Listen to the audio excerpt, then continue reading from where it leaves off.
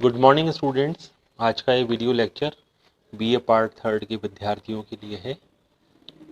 आज का हमारा टॉपिक है शीत युद्ध का प्रभाव। पिछले वीडियो लेक्चर में हमने शीत युद्ध का अर्थ और उसकी उत्पत्ति के कारण देखे थे।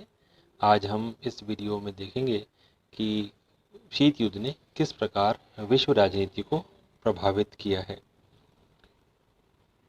पहला बिंदु हम इसमें ले रहे हैं विश्व का दो गुटों में विभाजित होना। शीत युद्ध के कारण विश्व राजनीति का स्वरूप द्विपक्षीय बन गया।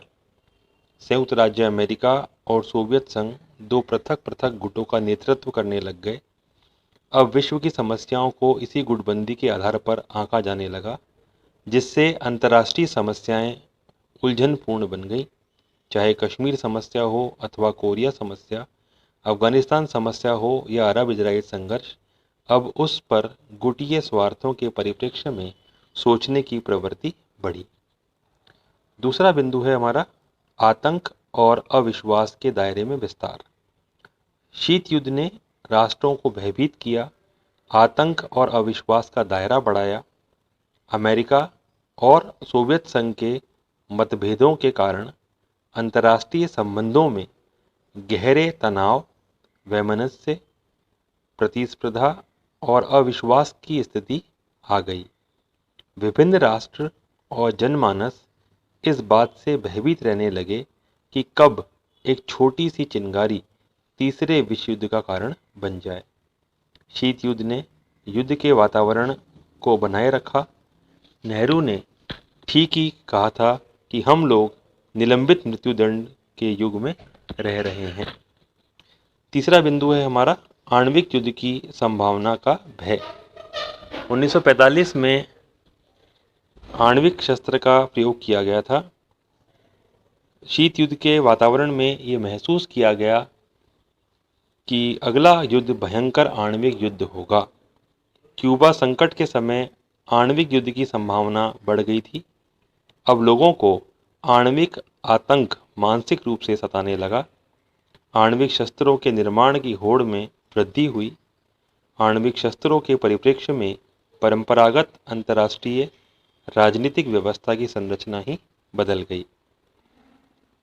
चौथा बिंदु ले रहे हैं हम सैनिक संधियों एवं सैनिक गठबंधनों का बाहुल्य। शीत युद्ध ने विश्व में सैनिक संधियों एवं सैनिक गठबंधनों को जन्म दिया। नाटो, सीटो, सेंटो और वारसा पैक्ट जैसे सैनिक गठबंधनों का प्रादुर्भाव शीत युद्ध का ही परिणाम था। अमेरिका ने 1949 में नाटो, 1954 में सीटो और 1955 में सेंटो का निर्माण किया, जबकि सोवियत संघ ने 1955 में वारसा पैक्ट का गठन किया था। इसके कारण शीत युद्ध में उग्रता आई। उन्होंने निशस्त्रीकरण की समस्या को और अधिक जटिल बना दिया। वस्तुतः इन सैनिक संगठनों ने प्रत्येक राज्य को द्वितीय विश्व युद्ध के बाद निरंतर युद्ध की स्थिति में रख दिया। पांचवा बिंदु है शस्त्रीकरण की अविरल प्रतिस्पर्धा। शीत युद्ध ने शस्त्रीकरण की होड़ को बढ़ावा दिया, जिसके कारण विश्व शांति और निशस्त्रीकरण की योजनाएं धूमिल हो गईं। जॉन कैनेडी ने कहा था कि शीत युद्ध ने शस्त्रों की शक्ति, शस्त्रों की होड़ और विध्वंसक शस्त्रों की खोज को बढ़ावा दिया है। अरबों डॉलर शस्त्र प्रविधि और शस्त्र निर्माण पर प्रतिवर्ष खर्च किए जाते हैं। छठा बिंदु है अंतर्राष्ट्रीय राजनीति का यांत्रिकीकरण। शीत युद्ध का स्पष्ट अर्थ यह लिया जाता है कि विश्व दो भागों में विभक्त है। एक खेमा देवताओं का है और दूसरा दानवों का। एक तरफ काली भेड़ें हैं तो दूसरी तरफ सभी सफ़ेद भेड़ें हैं। इनके मध्य कुछ भी नहीं है। इससे जहां इस दृष्टिकोण का विकास हुआ कि जो हमारे साथ नहीं है वह हमारा विरोधी है, वहीं अंतर्राष्ट्रीय राजनीति का एकदम यांत्रिकीकरण हो गया। सातवां पॉइंट है अंतर्राष्ट्रीय राजनीति में सैनिक दृष्टिकोण का पोषण। शीत युद्ध से अंतर्राष्ट्रीय राजनीति में सैनिक दृष्टिकोण का पोषण हुआ। अब शांति की बात करना भी संदेहास्पद लगता था। अब शांति का अर्थ युद्ध के संदर्भ में लिया जाने लगा। ऐसी स्थिति में शांतिकालीन युग के अंतर्राष्ट्रीय संबंधों का संचालन दुष्कर कार्य समझा जाने लगा। आठवां बिंदु है हमारा संयुक्त राष्ट्र संघ को पंगु बनाना। शीत युद्ध के कारण संयुक्त राष्ट्र संघ जैसे विश्व संगठन के कार्यों में भी अवरोध उत्पन्न हुआ और महाशक्तियों के परस्पर विरोधी दृष्टिकोण के कारण संघ कोई कठोर कार्यवाही नहीं कर सका। यहाँ तक कि कई बार तो संघ की स्थिति केवल एक मूक दर्शक से बढ़कर नहीं रही। संयुक्त राष्ट्र संघ का मंच महाशक्तियों की राजनीति का अखाड़ा बन गया और इसे शीत युद्ध के वातावरण में राजनीतिक प्रचार का साधन बना दिया गया। एक पक्ष ने दूसरे पक्ष द्वारा प्रस्तुत प्रस्तावों का विरोध किया, जिससे संयुक्त राष्ट्र संघ वाद विवाद का ऐसा मंच बन गया जहां सभी भाषण देते हैं किंतु सुनता कोई भी नहीं। शीत युद्ध के वातावरण में वाद विवाद बहरों के संवाद बनकर रह गए। 9वां पॉइंट है हमारा सुरक्षा परिषद को लकवा लग जाना। शीत युद्ध के कारण सुरक्षा परिषद को लकवा लग गया। सुरक्षा परिषद जैसी संस्था जिसके कंधों पर अंतर्राष्ट्रीय शांति और सुरक्षा स्थापित करने का त्वरित निर्णय लेने का भार डाला था, सोवियत संघ और अमेरिका के पूर्व और पश्चिम के संघर्ष का अखाड़ा बन गई। इसमें महाशक्तियां अपने परस्पर विरोधी स्वार्थों के कारण विभिन्न शांति प्रस्तावों को वीटो और बेहिचक रद्द करती रही थी। वस्तुतः यहाँ इतना अधिक विरोध और वीटो का प्रयोग दिखाई देता था कि इसे संयुक्त राष्ट्र संघ के स्थान पर विभक्त और विरोधी दलों में बटा हुआ राष्ट्र संघ कहना अधिक उपयुक्त है। 10वां और अंतिम बिंदु है हमारा इसका मानवीय कल्याण के कार्यक्रमों की उपेक्षा। शीत युद्ध के कारण विश्व राजनीति का केंद्रीय बिंदु सुरक्षा की समस्या तक ही सीमित रह गया और मानव कल्याण से संबंधित कई महत्वपूर्ण कार्यों का स्वरूप गौण हो गया। शीत युद्ध के कारण ही तीसरी दुनिया के विकासशील देशों की भुखमरी, बीमारी, बेरोजगारी, अशिक्षा, आर्थिक पिछड़ापन, राजनीतिक अस्थिरता आदि अनेक महत्वपूर्ण समस्याओं का उचित निदान यथा समय संभव नहीं हो सका, क्योंकि महाशक्तियों का दृष्टिकोण मुख्यतः शक्ति की राजनीति तक ही सीमित रहा। उपयुक्त सभी बिंदुओं को हम लोग नकारात्मक प्रभाव कह सकते हैं, परंतु कुछ सकारात्मक प्रभाव भी शीत युद्ध के हमें देखने को मिलते हैं। इसमें हमारा पहला बिंदु है शीत युद्ध के कारण गुटनिरपेक्ष आंदोलन को प्रोत्साहन मिला और तीसरी दुनिया के राष्ट्रों को उपनिवेशवाद से सही मायने में मुक्ति मिली।